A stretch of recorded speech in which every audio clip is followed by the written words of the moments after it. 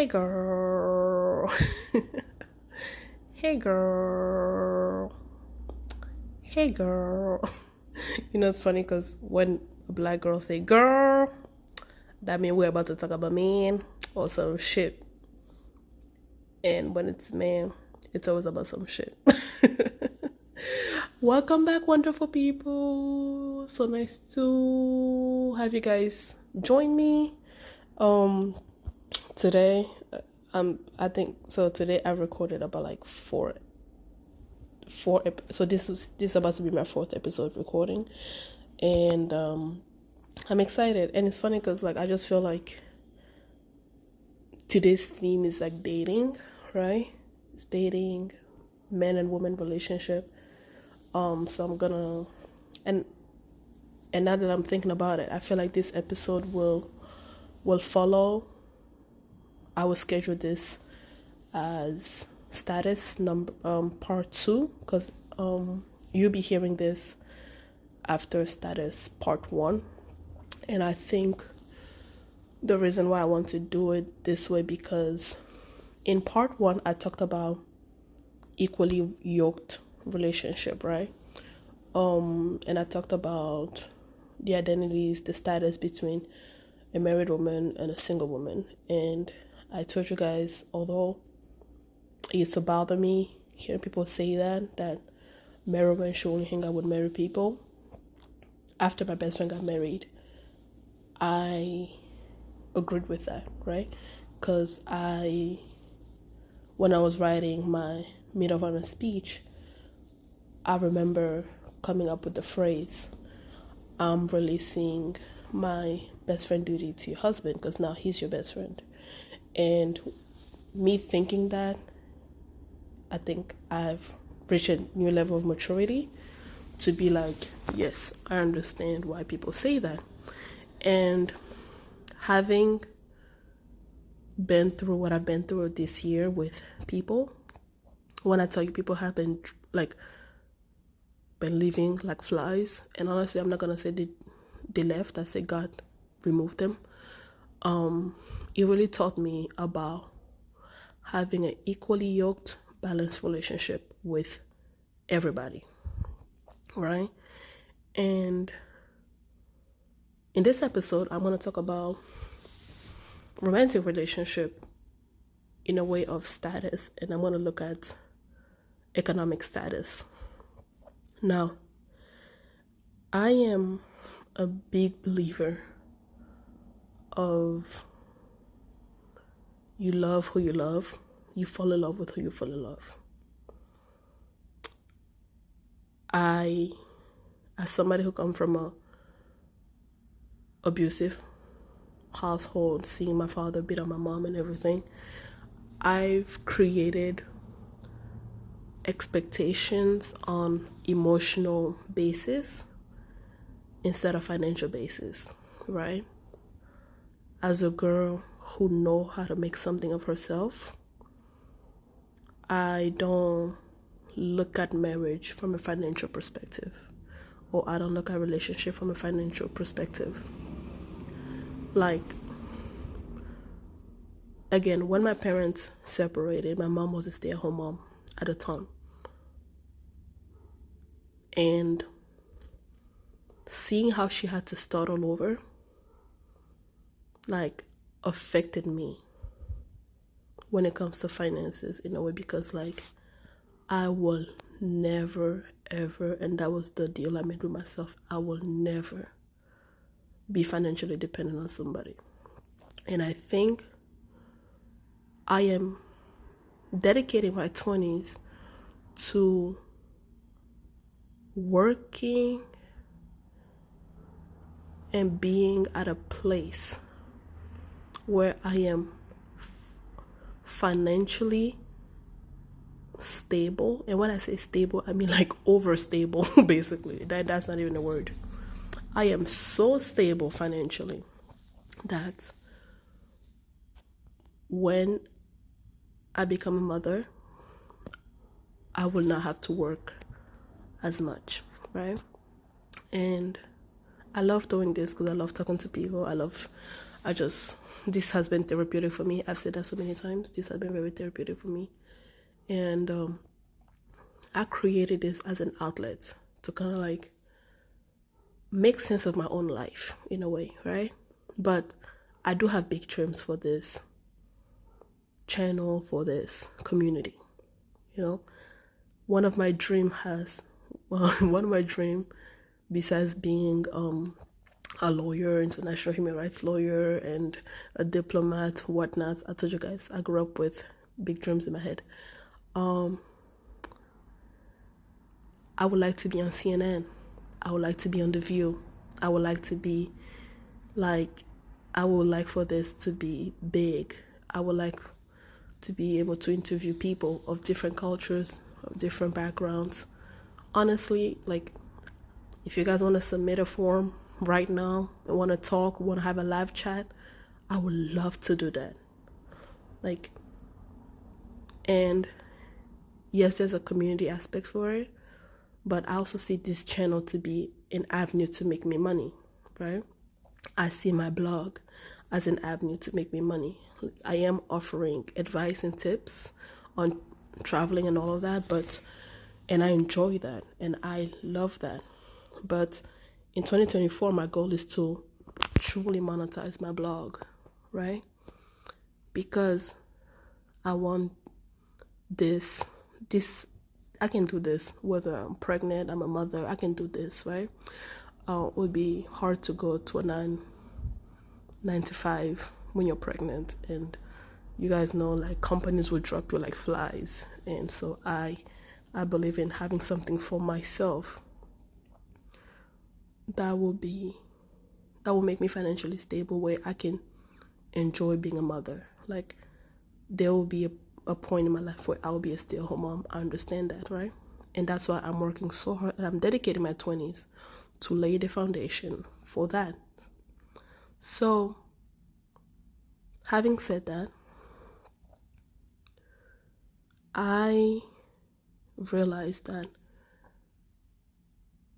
although I've never saw relationship as an economic benefit, although I've never, not even my mindset, I never thought of like, oh, I want to date this guy so he can buy me a car. No, I can buy myself a car. I'm able to buy myself a car.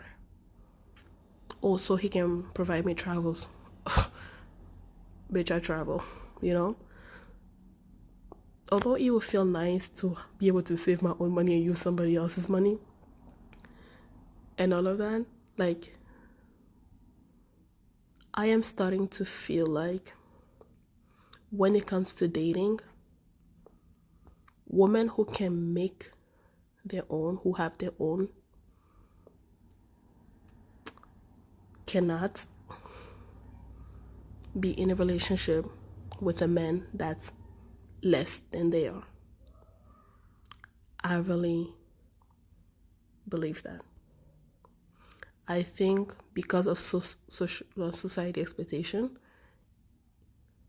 there is an expectation that the man's supposed to take care of you, and the number one way that the man take care of you is economically, right? So when a rich man marries somebody of a less status, it has been socially acceptable because that's sort of the role that you're supposed to play. That's how the relationship's supposed to be. I remember my uncle told me that when I was in Germany.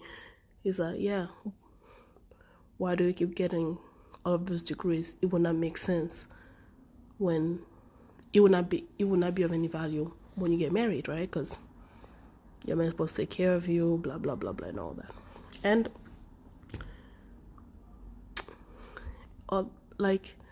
although I was upset when he said that, and I'm still like, I can understand him because of that. I think he was right. When you marry a man who's lower in social status as you, and which is defined by the economic status, you have two choices. You have to dumb yourself down for him, in order to be with him, or this relationship will never work. In my experience, those are your two choices. You have to literally make yourself small in order for him to feel big.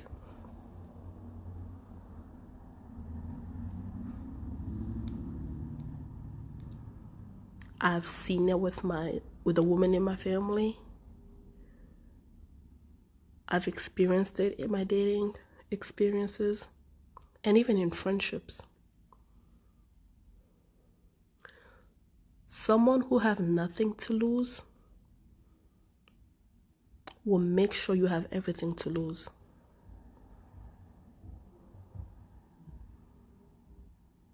A broke person and a rich person cannot be friends. Look at how those celebrities talk about, like, oh yeah, a friend, they betrayed me, they stole from me. Even the Bible says the person who's going to hurt you the most is going to be the person who's closest to you. Someone with nothing to lose will make sure you lose everything. And if you look at the dynamics between women who have had their own, being with men who did not have as much as them, those women have fallen. They fall all the time. They fall all the time. As romantic. All the women in my family, they married down.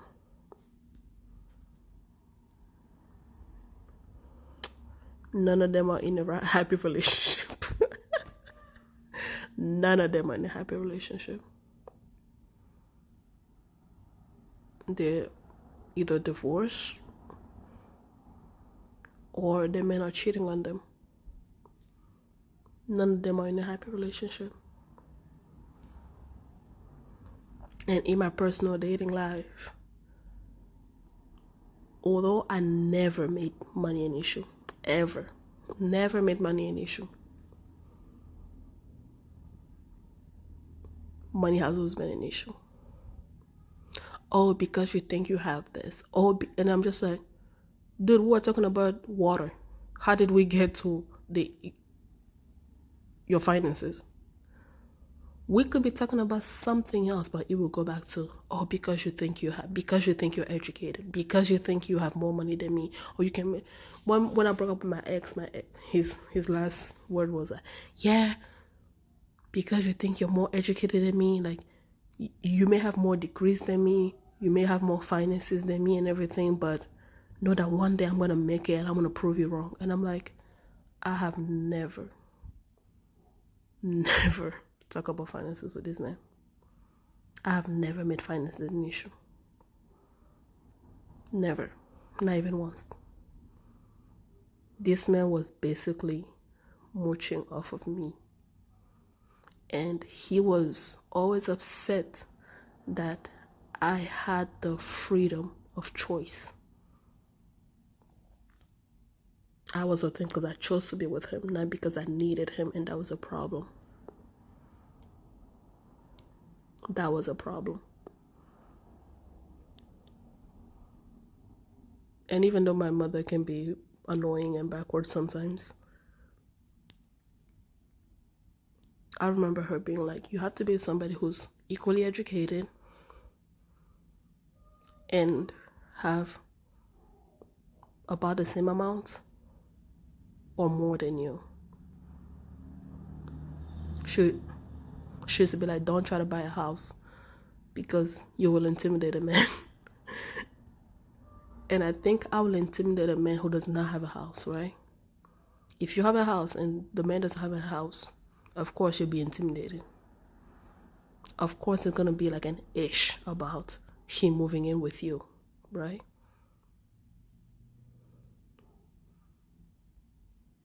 So she'll be like, yeah, don't do it because you will not get that type of guy. But a man who has his own house will not feel threatened that you have your own house. You guys will have a different discussion. The discussion will be like, okay, do we sell yours or mine, or should we sell both of ours and buy a new one? Does that make sense? You guys are talking about a different thing. You're having a different conversation. There's an equal level of respect for what you both bring to the table.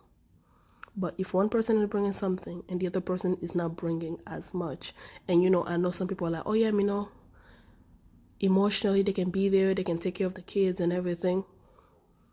How many men do you know that does that? How many? I know Tyler Perry told us to be okay if he can pay the light bill and everything. How many men do you know that would be okay with that? And not even that, it's not even about paying the bills or anything. I feel like when you come from two different classes,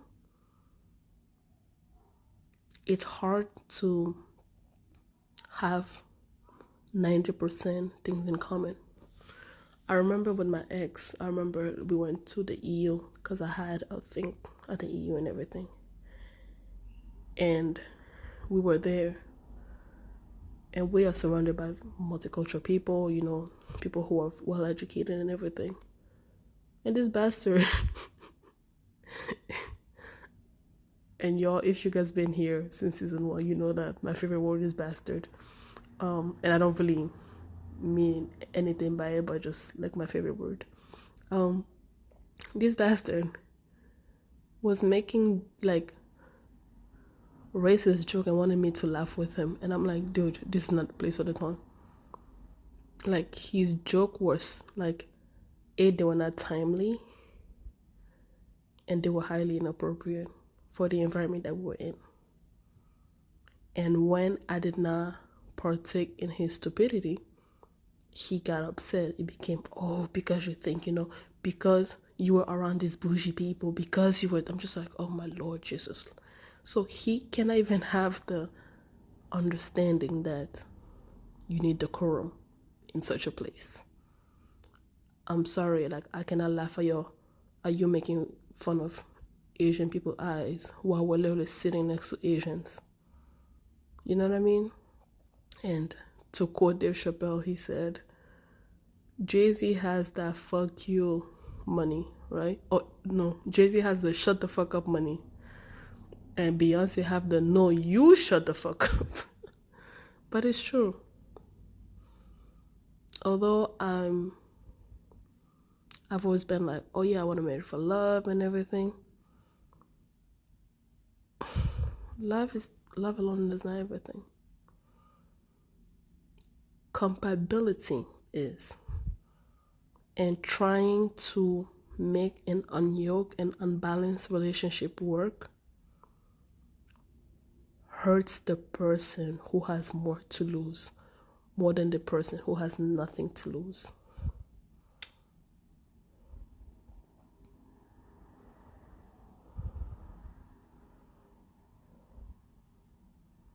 So yeah, guys, that's my spiel for the day. See y'all later. Talk to you later, bye-bye.